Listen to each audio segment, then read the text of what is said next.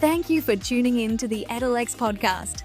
We are a software development company that connects learning, skills, and evidence.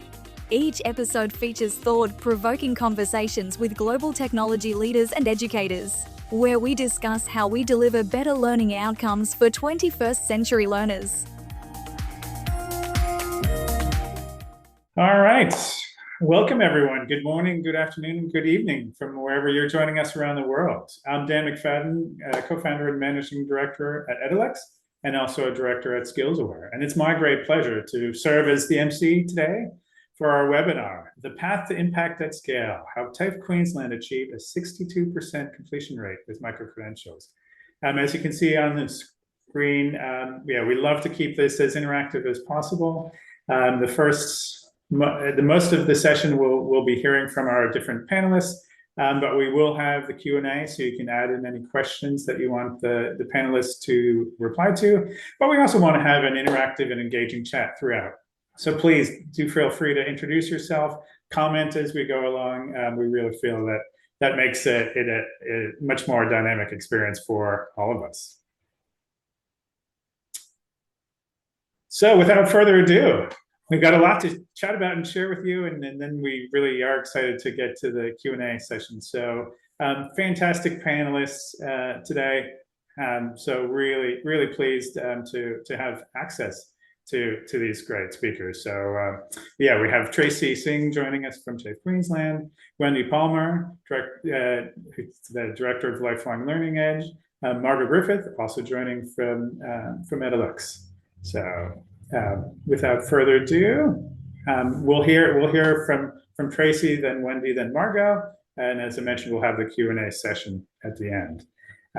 But before we really dive into the sessions, I do want to acknowledge the traditional custodians of the land on which we meet today. So for me personally, coming to you from the southeast suburbs of Melbourne, I'd like to acknowledge the Boonwurrung people of the East Kulin Nation, and I pay my respects to the elders past, present, and emerging. Okay, well, let's dive in. Again, fantastic to have Tracey as our keynote speaker today. And what I'll do is I'll introduce each of the speakers briefly before they come on. So first, I'll give a little bit of background around Tracey Singh. Tracey is the Director of Product within the Chief Academic Office of TAFE Queensland and has been working with TAFE Queensland for over 12 years, primarily working in the product, stakeholder engagement, and commercial areas.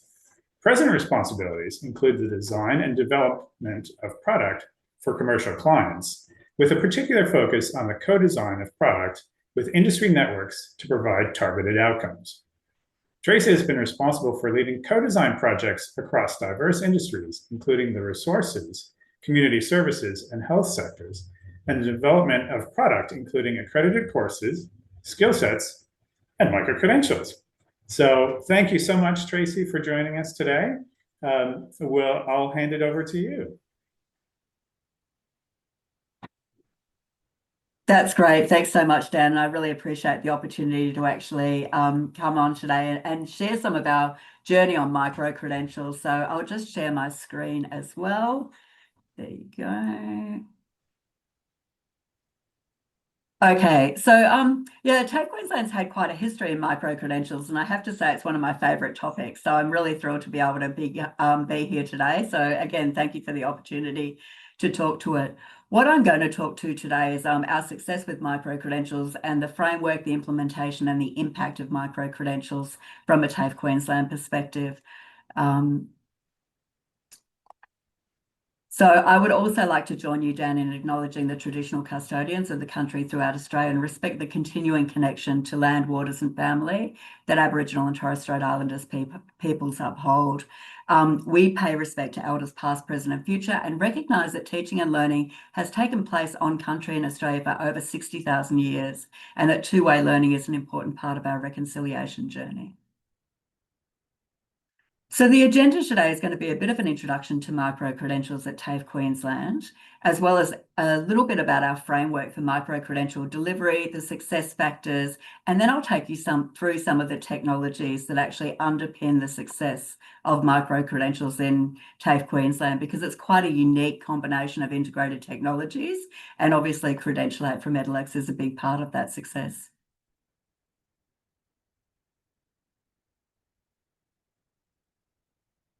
So defining micro-credentials and their strategic importance for TAFE Queensland. Education, Wendy and I were having this conversation earlier in the week about education is really evolving, and it's becoming I think more diverse, the ways that you can actually learn things. So from things like YouTube and that type of thing to traditional courses like, Certificate 3 in electrotechnology. So there's a lot of ways that people actually consume content at the moment. But micro-credentials for TAFE Queensland are really a way to provide flexible and targeted and industry endorsed learning that can actually be the foundation of learning pathways into other areas. So for us at TAFE Queensland, the micro-credentials are really short, sharp. The vast majority of the micro-credentials that we actually deliver are fully online and autonomous. So from registration to the award of digital badging, it's a learning journey that people can take in their own time at their own pace. So, and I think that is one of the fundamental reasons for the success of that. We envisage micro-credentials as a key component to upskill learners rapidly, enhance workforce readiness, and support lifelong learning through accessible and industry-relevant offerings. We design micro-credentials to deliver learning outcomes that are defined and measurable. We also are very cautious in when we're designing micro-credentials, as we understand that this is often one of the first pieces of engagement for people with online learning, and we want to make sure that that interaction with online learning is really facilitated in a way that empowers people to be able to engage in online learning, lets them actually control how that online learning is actually undertaken, and also encourages them to engage in further online learning. So for some people, they might be very experienced at that. But when we first started developing micro-credentials in TAFE Queensland, we were actually developing digital literacy micro-credentials that were taking people from the mining resources sector that had low levels of digital literacy and transitioning them into opportunities and employment that were much more reliant on digital technologies. So with that first one, it really made us consider what the online learning that we were developing and how that was going to be facilitating those outcomes. So that was very successful. We had a 95% success rate, but it was a really good starting point for us because we started to think about those journeys very early in the piece. We have a diverse range of offerings in micro-credentials and, almost every industry now that you can think of. I think that we've, over the last 5 years, developed approximately 150 micro-credentials. But we do deliver them autonomously, and they really are pathways that can be foundation points. So we do foundation level, intermediate, and some advanced micro-credentials. And what we see them as is the underpinning knowledge that can provide people with information on new career opportunities, the ability to transition into other careers, the ability to enhance their careers, or or look at new pathways, for example. So, or learn new skills. So our micro-credentials have been very successful in doing that, really because we've developed them in partnership with industry. So all of the micro-credentials that we've done, with the exception of one, have actually been funded by industry. So that's industry coming to TAFE Queensland looking for solutions. Now, obviously, when industry comes to TAFE Queensland looking for training solutions, which happens, fairly regularly, it's not always micro-credentials that are the answer, but increasingly it is more about micro-credentials being the answer because they want agile, flexible, and fast learning outcomes, and they want to be able to upskill their staff in areas of new technologies or different systems and processes, which are all evolving very rapidly as well. So our framework for micro-credential delivery is really based on the National Micro-Credential Framework. Early on, we did develop a framework, but that was overtaken by the National Micro-Credential Framework a couple of years ago when that was endorsed and published. I'm happy to say that the original framework that we developed was quite a good match for the National Micro-Credential Framework and had a lot of the same design principles and competency standards as well. So it wasn't a difficult transition for us, but it was really great to have that national framework across Australia that we could look to make sure that our micro-credentials are authentic, they have integrity, they're achieving the learning outcomes that we're aiming to achieve through the delivery of micro-credentials.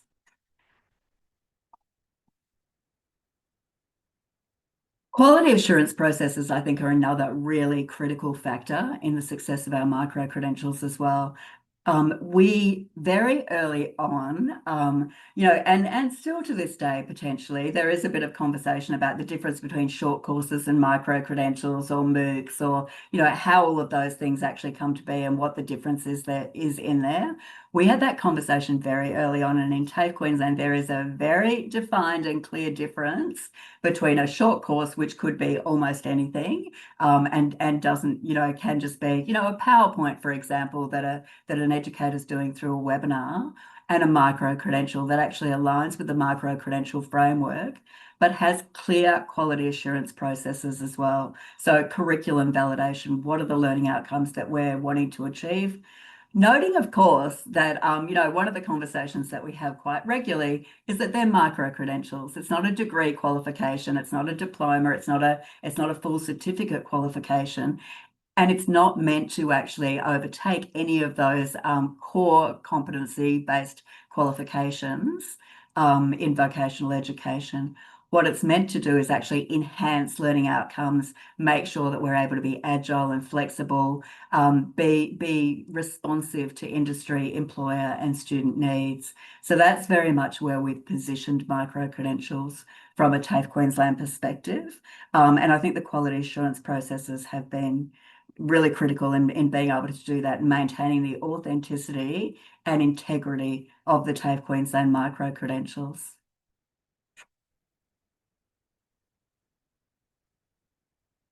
So the success factors in implementation, and I've obviously covered a few of those already. But another critical one is stakeholder engagement and partnerships. As I said, the vast majority of micro-credentials, and even the one that wasn't funded by industry, which is the Rural Electrical Safety Micro-Credential, which TAFE Queensland funded because we wanted to have an impact in that sector as from a WHS perspective. But all of those micro-credentials are designed in partnership with industry. So we have project advisory committees that we actually convene, and that's made up of industry networks, peak bodies, a lot of people from different industry sectors that actually contribute to the success of the micro-credentials, but also contribute to the design, to the learning outcomes that they're wanting to achieve, and to the development of those micro-credentials as well. And I would certainly say that a key factor in the success of the micro-credentials, we're at, I think, just over 85,000 enrolments in our micro-credentials as of, I think, the start of this week when I looked initially. So it really is going very well, and it's definitely trending upwards as well. So we're getting more and more sort of average monthly enrolments in micro-credentials.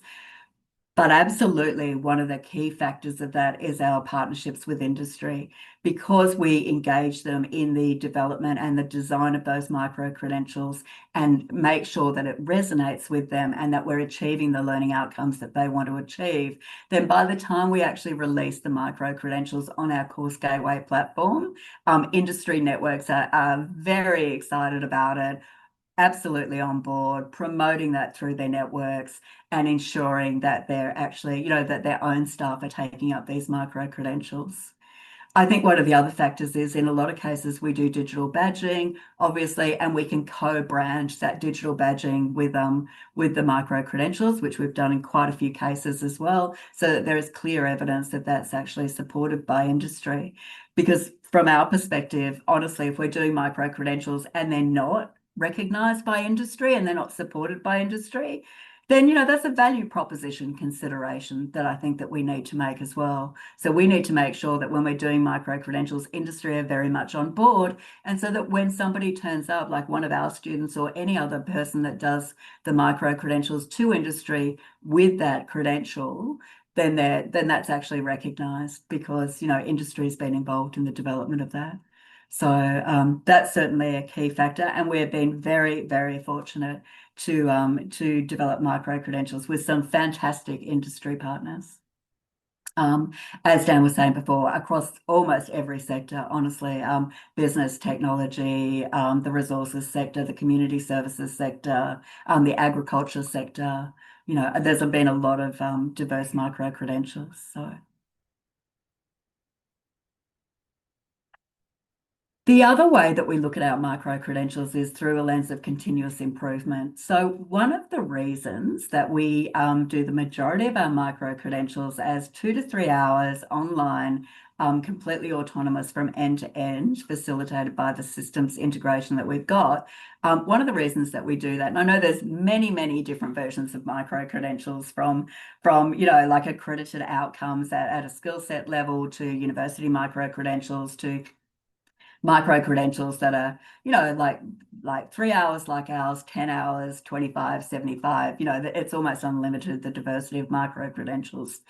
But the reason why we've actually pitched the majority, not all, but the majority of our micro-credentials is that at that 2 to 3 hour online area is because it allows us to be really agile and to be flexible and to update them regularly in response to, you know, changing industry needs, changing employer demands, or technologies or systems or processes that update as well. Now, that's a more difficult thing to achieve. The longer the micro-credential is, the more work that's involved in doing that.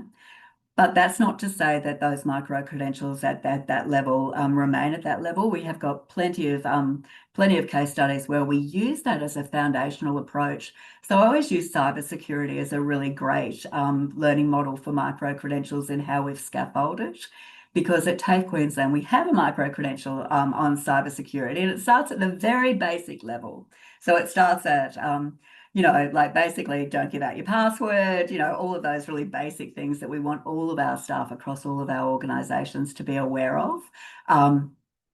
And so we would anticipate that, you know, you might get 100% of your people in your organisation to do that one.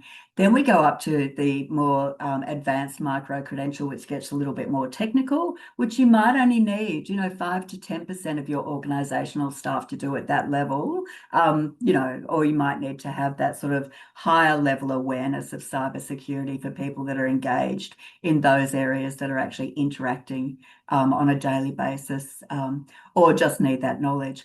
Then from that, what we can do is we can scaffold up into skill sets. So then we've got a skill set in micro-credentials, then we've got a qualification in micro-credentials, you know, like a diploma, like a certificate 3, and then a diploma in cybersecurity, and then you can go up into a degree pathway as well. So they're really nice learning pathways, and I think that's a great example.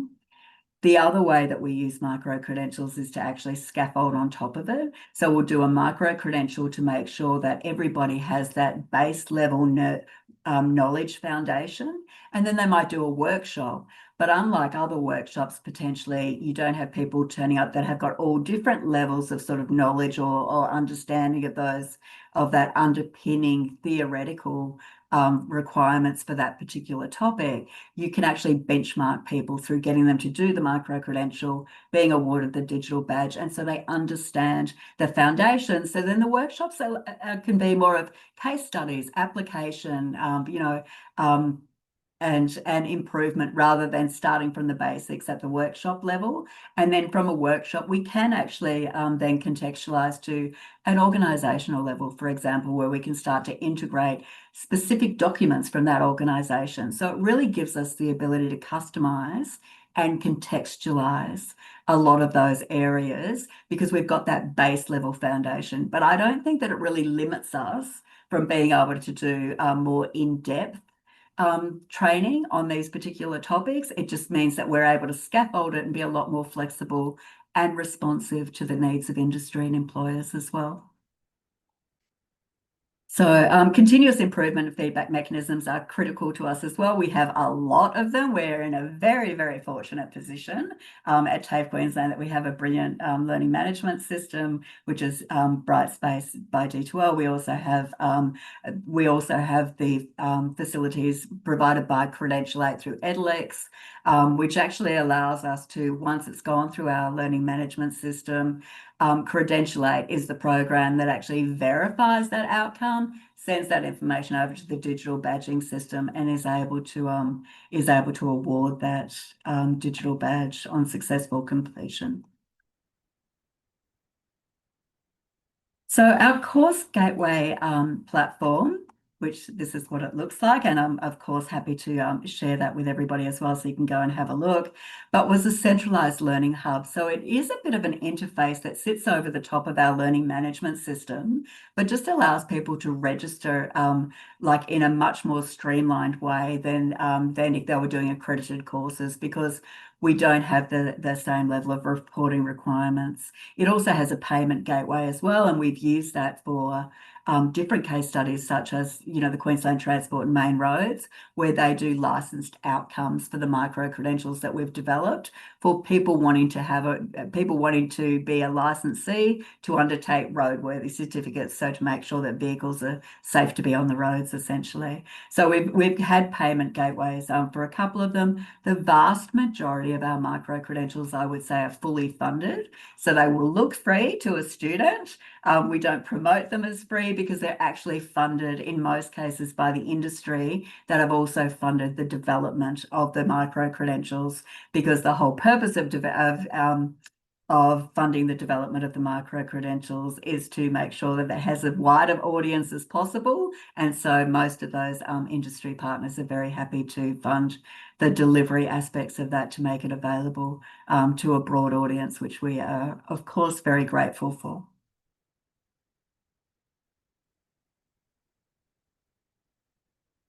So the user experience for learners and educators, when we first started off with the micro-credential journey, it was a bit of a manual process, to be honest.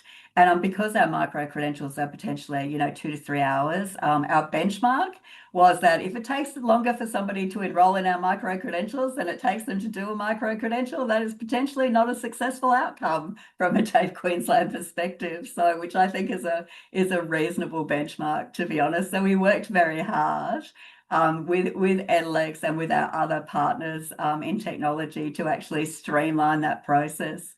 And I think that the integration that we've achieved with those systems has been phenomenal. And honestly, like, it is not a hands-on process anymore. We do not have to actually interact or engage in any part of that process, apart from some help desk services, which, if I looked at the help desk for the last 3 months, would be a lot about resetting passwords and that type of thing. So there's very few technical limitations or challenges that we have with that. It really does work, touch wood, incredibly smoothly, and has for a long time. I have to acknowledge the work that Edalex done there, because we've had some challenges. We've had some of the areas where we knew that we were going to get about 10,000 enrollments in the space of a couple of weeks, and Edalex were incredibly supportive in that, because we were all a little bit nervous about how that. I mean, we can scale with all of our systems, so of course can Edalex as well, but it still is a bit nerve-wracking to have like a lot of pressure on those systems, but it just went beautifully. So it was such a great outcome. The client was absolutely delighted, and I have to say, it's that has won an organisational award with the Transport and Main Roads Department. It's won organisational awards with TAFE Queensland. We probably have to put it up for more external awards, because it was just it was a really lovely process, and they were delighted with it, as were we. These are some of the digital badges of the outcomes. So you can see that we've partnered with, one of them's got the dual branding. We've got Smart Ag Queensland, we've got Central Queensland University. We've also done it with BHP, Mitsubishi Australia in some cases. We've done it with community services organisations. So we do have the ability to co-brand. And when we can do that, we like to, although I have to say some industry partners choose not to co-brand and choose to have the TAFE Queensland brand, just because we are the largest provider provider of vocational education in Queensland. So it does give it that sort of integrity as well, which of course we are very happy to do. So current data and analytics on micro-credentials, this has really been a game changer for us, I would say. And this is like a little bit, we can generate these reports with a touch of a button. So this is just a bit of a standard report, just to give you a bit of a look at it. That big spike there was the one that I was talking about, where we had that very in-depth engagement with Edalex about, what we were expecting. And as you can see, that clearly happened, which was great. But we are having continued growth in enrolments. As I said, it's over 85,000 at the moment, and it just continues to grow exponentially. So with very little sort of input from us, apart from launching new micro-credentials on almost a weekly basis at the moment, which is delightful, and we're really thrilled about that. We're doing some at the moment in the renewable energy sector, for example, and critical minerals, as part of one of the big projects that have been funded by government. So we're really excited about that as well. And you'll see renewable energy, because my lights just went off because I haven't moved for a while. So that is TAFE Queensland's effort at sustainability. We can see the diverse learner demographics, and we've also delivered micro-credentials in the South Pacific as well, which was really interesting, I have to say, because their completion rates are fantastic, and higher than our average completion rates by a significant margin. Like they got up to the, really up to that in the 80s% for completion rates. A lot of the micro-credentials that they were doing were in agriculture and digital literacy and those type of areas. So it was a really interesting case study for us as well. We do, if you have a look at the orange, that is female participants in micro-credentials. So we're also very proud of that, because I think that, we have a lot of hypotheticals and we probably need to do a bit more in-depth research about it. But I would say that female participation in micro-credentials is very high, as our completion rates, and we have a very diverse cohort when it comes to age as well. So, and educational background, all of those type of things. So it really is very interesting to see. One of the conversations I was having with Wendy is that we are looking at how we categorize our completion rates for micro-credentials. So at the moment, it's anybody who's enrolled in micro-credentials rather than anybody who's and it includes people who have never accessed the course. So if you actually look at people that have accessed the course, so not just enrolled, but gone into the course and actually wanting to start the course, then our completion rates is up to about 74%. Compared with the latest published data from the NCVR, which is about 47.3% for accredited courses, we're pretty proud of that. And so even for free online MOOCs, your industry standards are around 12 to 15%. So I think that it's doing very well, and we like to think that it reflects not only the level of engagement and the level of interest, but certainly the level of value that it has to people. So the value that they get out of actually completing the micro-credentials, which again, as I've said previously, has a lot to do with our partnership with industry and employers and them seeing the value in these micro-credentials as well.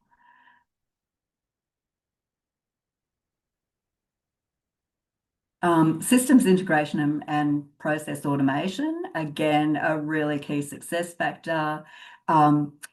Our Course Gateway interface does connect smoothly with TAFE Queensland's learning management system, and we have very efficient data flow and administration processes. It's very light touch. We don't have anybody in our team that manages those processes.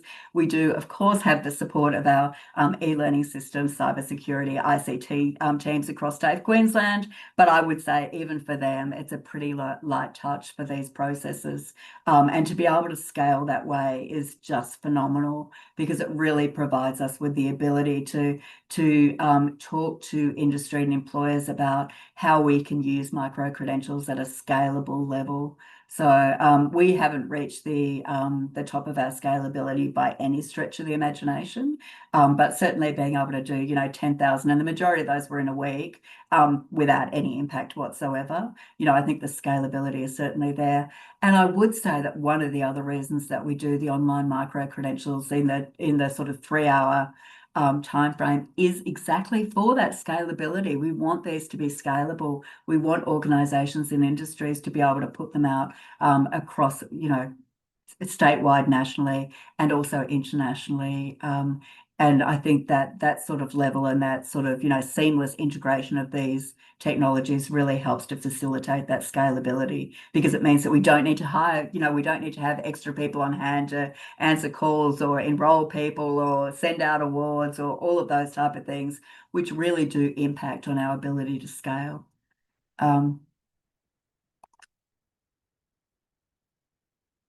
So we've also been able to simplify the process. There are a few integrated systems. So we go from our course gateway interface through to our learning management system, then Credentialate comes in by Edalex that actually verifies the outcome, passes that to our digital badging system, and the digital badging system actually awards the digital badge to the students. So it really has, from where we started at the start of this journey, where there were a lot of manual processes, to now, there's no way that we could have achieved what we've achieved if we hadn't actually had that systems integration that we've had and the support that we've had from, the different partners in that process as well. So again, enormous thanks to Edalex, who have been amazing.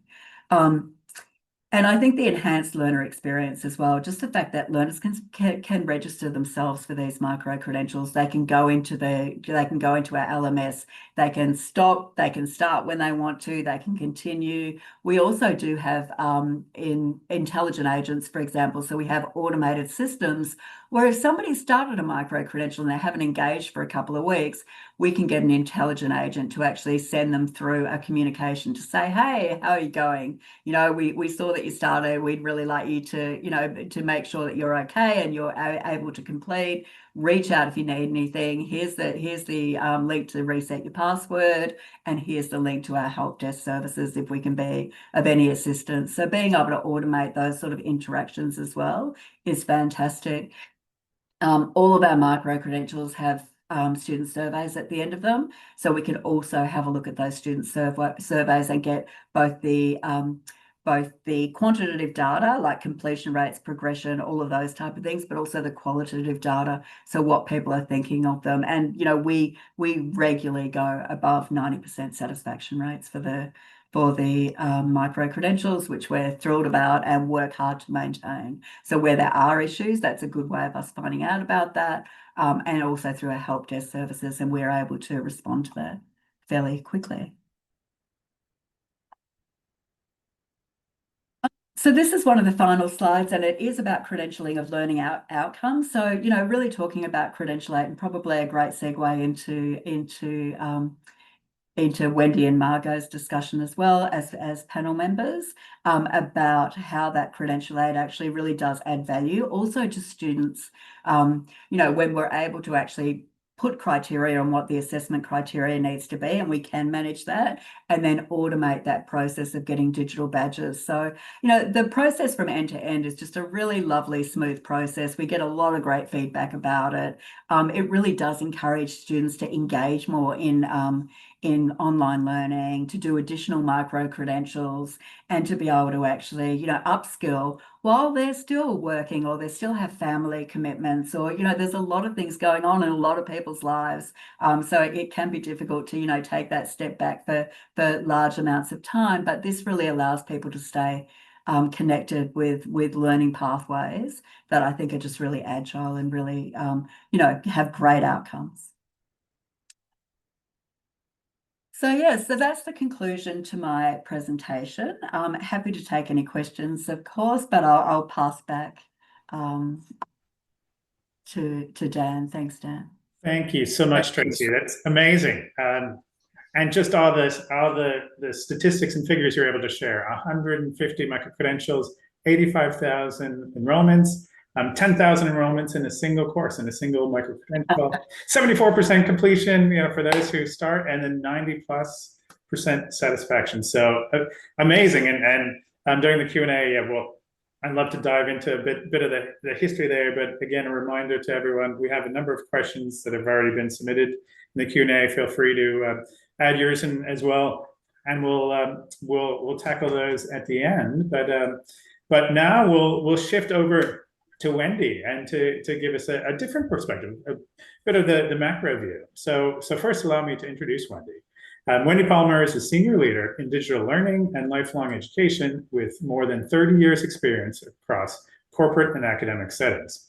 She is the author of Lifelong Learning Edge and director of Lifelong Learning Practice, where she works with organizations to design innovative learning strategies that connect skills, careers, and education. From 2018 to 2024, Wendy led Deakin University's Global Studio, pioneering microcredentials and social learning at scale, including the world's first fully online postgraduate degrees on a MOOC platform.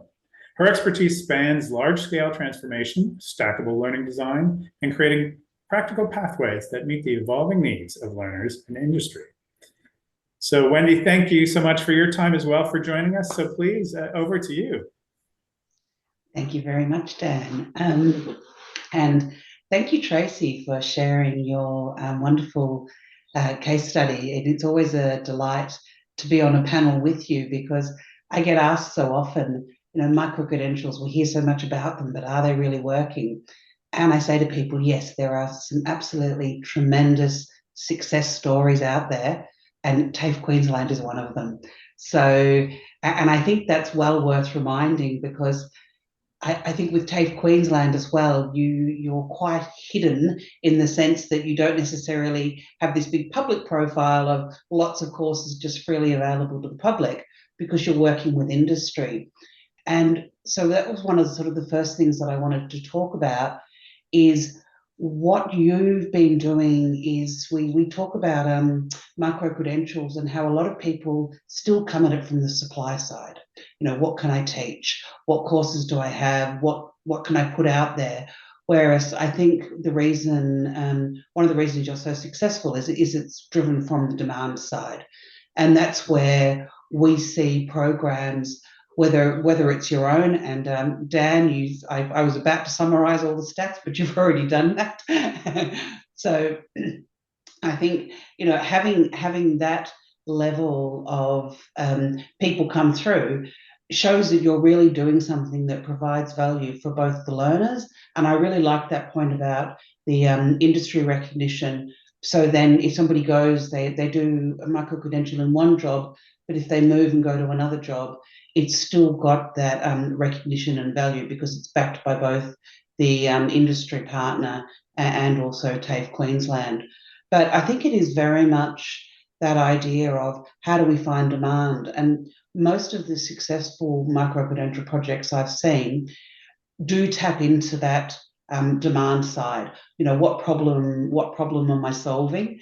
And often from industry and community working together and being able to say what problem needs to be solved. So I just really wanted to emphasize that globally where I've seen micro-credentials be successful is when they know what demand they're meeting and they also know what problem they're solving. And so I think that's a really good example. And I also wanted to talk a little bit about stackability. And stackability is one of those words, a bit like micro-credential. Everybody has a different version of what stackable means.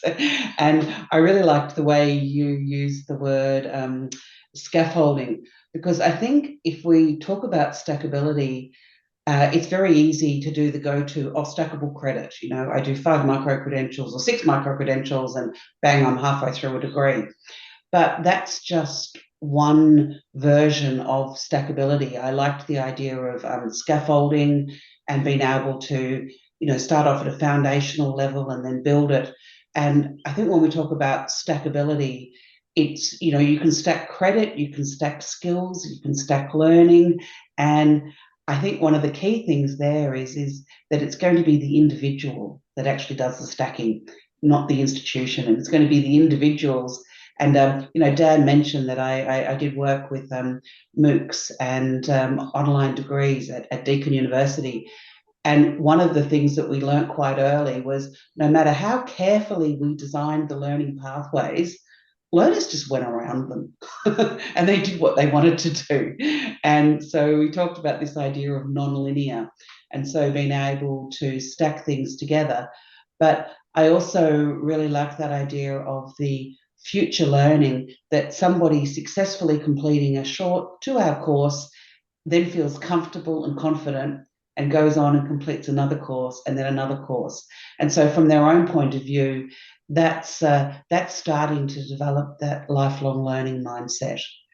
And that really is what Stackable is about. Now, some of them might then say, I now want to go on and get a certificate or a diploma or a degree, and that's great. Others might be, well, I want to go on and change my career or upskill. And so I think that's really important, that we design these things to give people that flexibility of being able to do that. And the third thing I wanted to touch on was the future skills.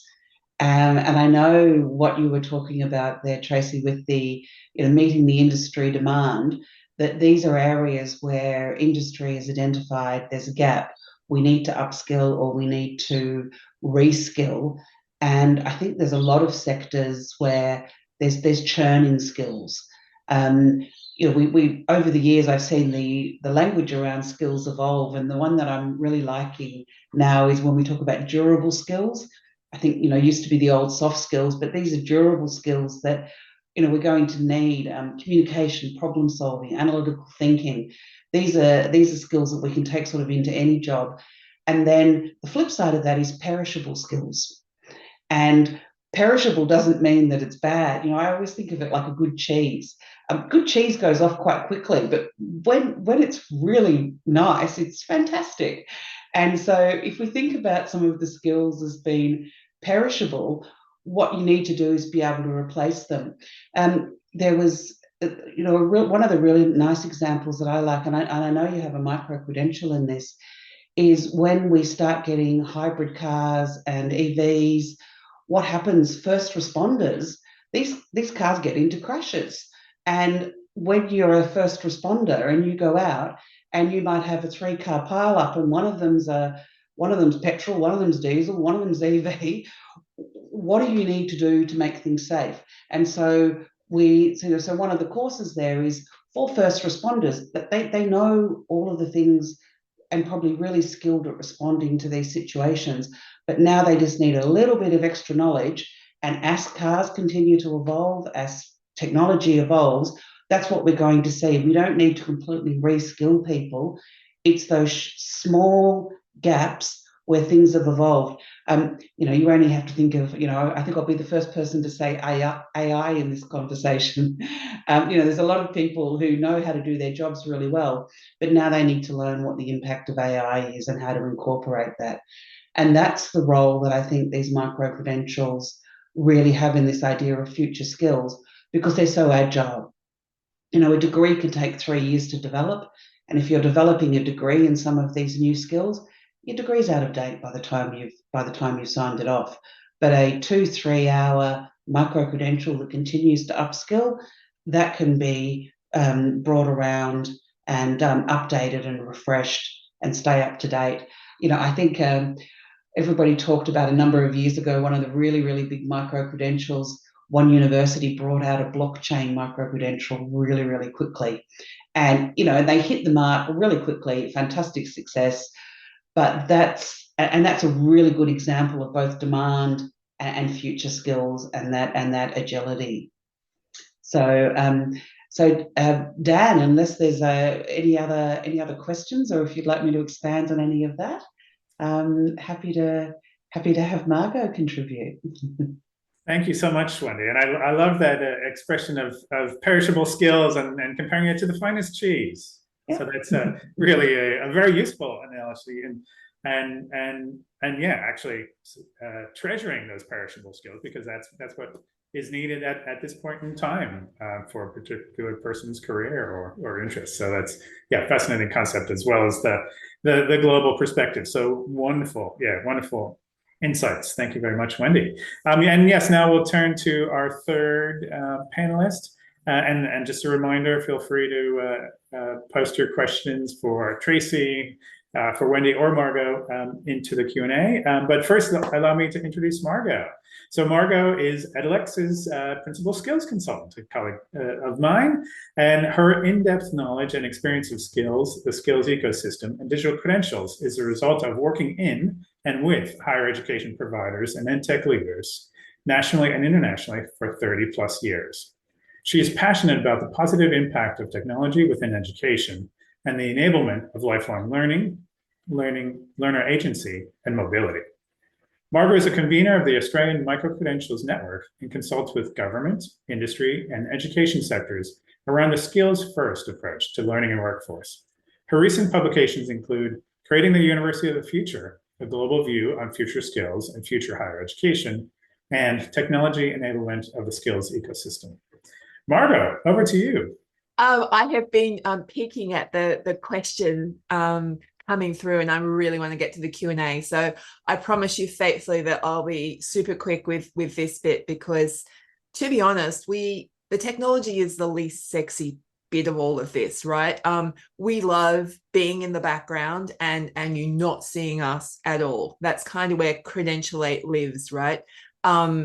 We are, and I love using the word, think of us like the plumbers, right? The skills plumbers that come in the background, and we're plugging together all of the data that is required for the learner.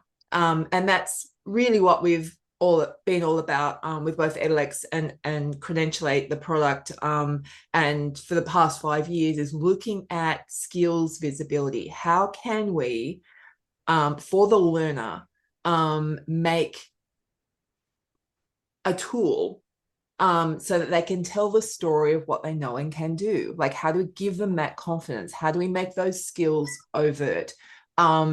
And so that's really been our mission, and what Credentialate has been all about, making those skills visible for learners, and in the process making it visible both for employers on the receiving end, but also for the institutions as well, like being able to lift that data out and transform it in a way that allows for that visibility. So I just wanted to let you know that's kind of where Credentialate sits. If you, yeah, thanks. Reading my mind, whoever's changing slides. So what do we do for TAFE Queensland? We are literally those plumbers. So we take the data that comes from their Brightspace instance, from their assessments and completions, and we bring it into Credentialate and we run it through their models. And as Tracey indicated, all of this is automated. And then we can hand that data off to where the digital recognition and portability happens. In this case, it's Canvas Credentials, and that's the partner that TAFE Queensland have. But in reality, we can actually package up that data and hand it off for portability to any digital badging platform. We could even hand it straight to things like digital wallets and learner and employment records. So when we package up that data, we're putting it somewhere for portability for the learner to have agency over that, so they can make decisions on who they share it with and how they share it. And so we really are that invisible force sitting in between your systems, working on behalf of the learner. Next slide. And why do you need us? Because, I think in your head, you're going, well, we've got the learning management system. And that's great, because the learning management system does a brilliant job, particularly Brightspace does a brilliant job of doing what they were designed for, which is packaging up information for learning around courses and units. What they are not great about is being able to leverage that skill level data or competency level data across all of those courses. So when Wendy was talking about durable skills don't happen in a course, in a unit. It happens across a lot of learning places. And so if we were looking at being able to make communication or collaboration or critical thinking visible for learners, well, then we're going to have to represent all of their learning and where that learning has taken place. And so we would grab that data. Maybe next slide, please, if you could. Yeah, this is probably a better visualization of that. we could grab that data from where it's happening in the assessments and map that to skills. Because sometimes, and I'm not specifically talking about TAFE Queensland because I know that they are very much around the language of skills, but sometimes in higher education, universities in particular, their language is not skills, their language is learning outcomes. And so we do actually have to act as that translation piece to go, yeah, this was the learning outcome, but it's actually mapping to these skills. And that's what we also do in the background. Next slide, please. So what we produce, this tool that we enable learners to tell the story of what they know and can do, is called a personal evidence record. And we are essentially taking all of that data and putting it into a visual representation, so that when they are in a hiring situation and they do have to talk about what skills, they've got some pretty solid information to refer to. Now, I know it's super small on the screen here, and I know also that we'll be able to put this in a live link into the chat, so you can go out and actually have a look at what this personal evidence record looks like. But essentially what we're doing is we can represent whatever your model is. Now, if you're looking at teamwork, in the case of Alexandria here, we can break that down into the various elements of teamwork, which we call skills. We can also represent what level that might be at. And if you want to expose the score, we can do that too. We also can go a layer further and link that out to skill level definitions. Now, this is going to be really important when we're talking about things like the National Skills Taxonomy, or if you're in a particular environment where an industry reference standard is important. Think engineers, think maybe Sophia, skills for the information age. If you're linking out to specific skill definitions, it's really important that employers and learners and the institution are all talking the same language. So that's why we're providing as much of this detail. It's important.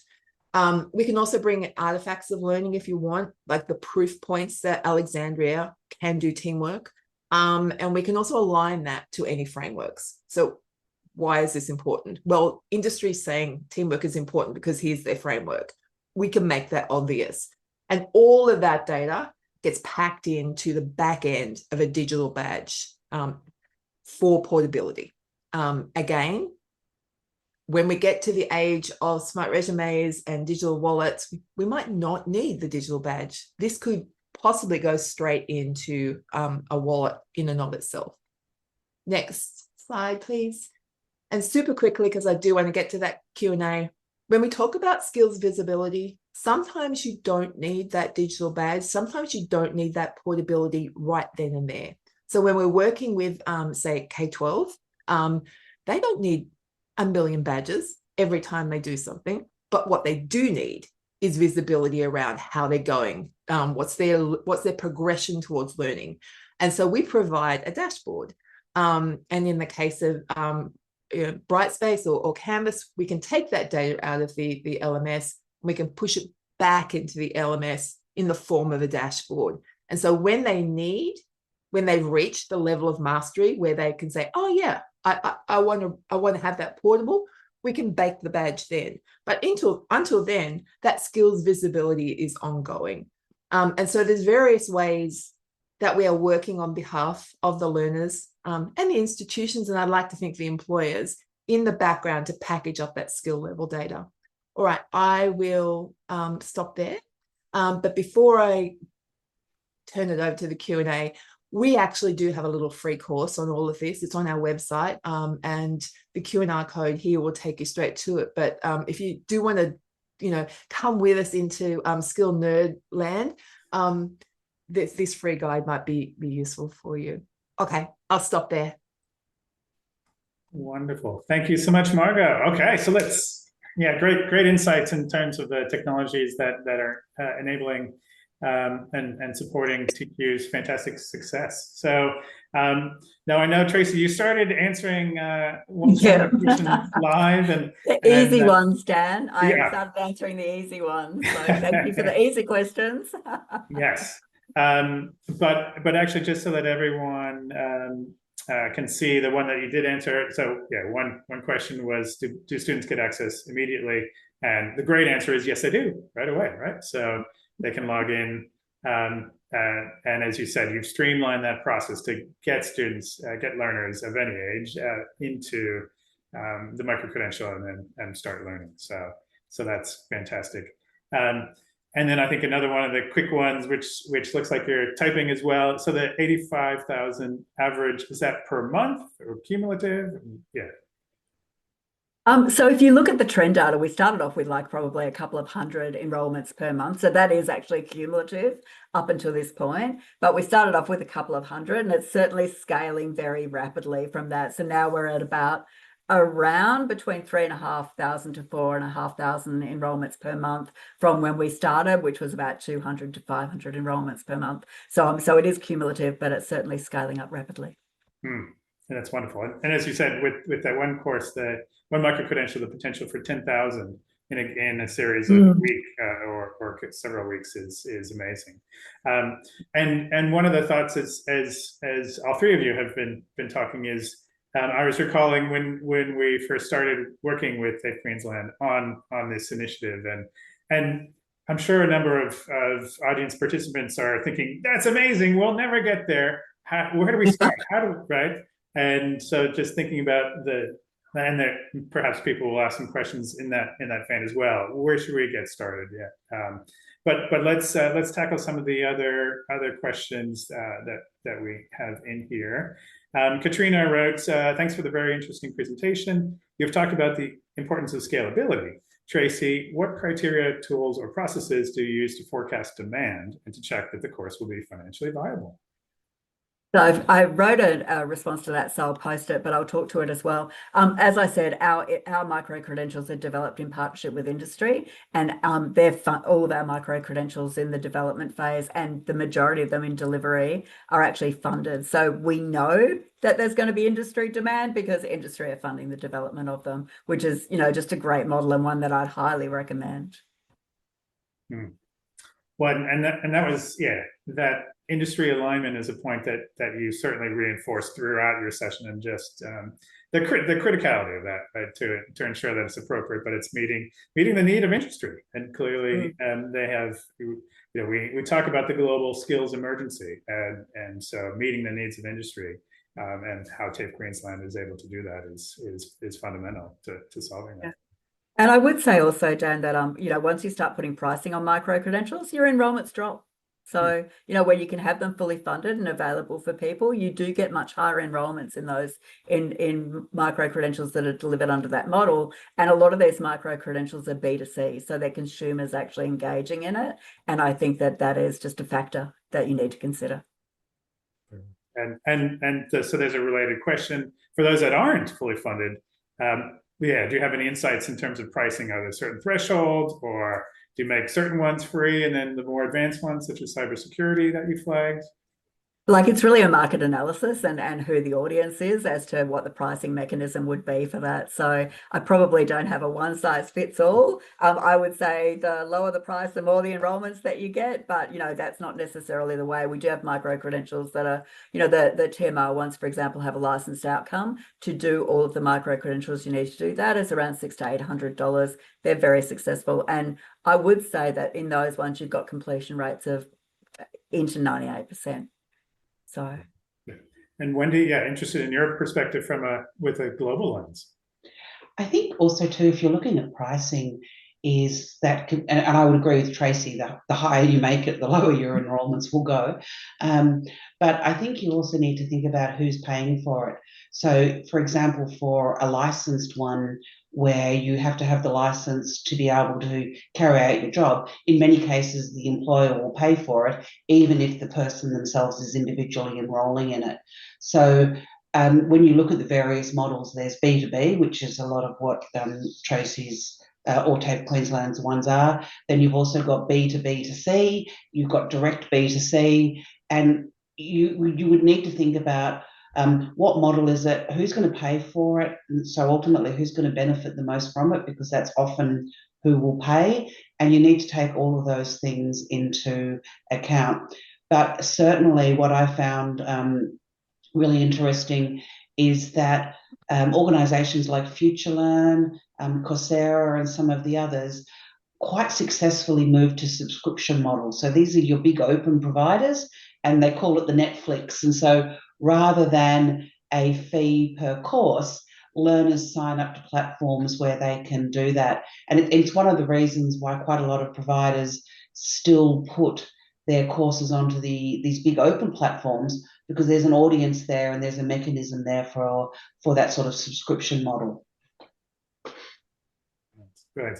And we have a number of questions remaining, but probably just time for one more. But yeah, I thought the question around the concept of currency of microcredentials or digital badges, and the question asks, is one microcredential achieved in 2024 as valid as the version offered in 2026? So and like a fine cheese, has it gone off? So Tracey, yeah, your thoughts on that? Yeah, as I put in, there's some that you need to do annual training, because we've got some micro-credentials that are legislated, and so the employees in that industry need to do it annually. So we put dates on those particular micro-credentials. And then there's other micro-credentials that are upskilling micro-credentials. So, you know, if you're doing a communication micro-credential, then dates aren't as relevant in those particular areas, although communication's evolving quite rapidly. So potentially not the best example, but yeah, there are some that dates are actually more relevant than others, I would say, when it comes to micro-credentials, and it's something that we consider on a case-by-case basis. Fantastic. Well, thank you. Yeah, and we still have some more that I'd love to answer as well, but we are actually over time. So thank you so much, Tracey. Thank you, Wendy. Thank you, Margo, for sharing your perspectives and insights with all of us today. We will make the recording available so people can watch it afterwards. And of course, Margo will edit 30 plus years down to 6 to 7 years. Thanks. So thank you again, everyone, for sharing your time with us today. And thank you again, Tracey, Margo, and Wendy. Have a good day, everyone. Thanks very much. Bye, everyone. Thank you. Thanks for tuning in to this Edalex podcast episode. Don't forget to follow us on your podcast app so you don't miss a thing. And be sure to visit our website at edalex.com to learn more.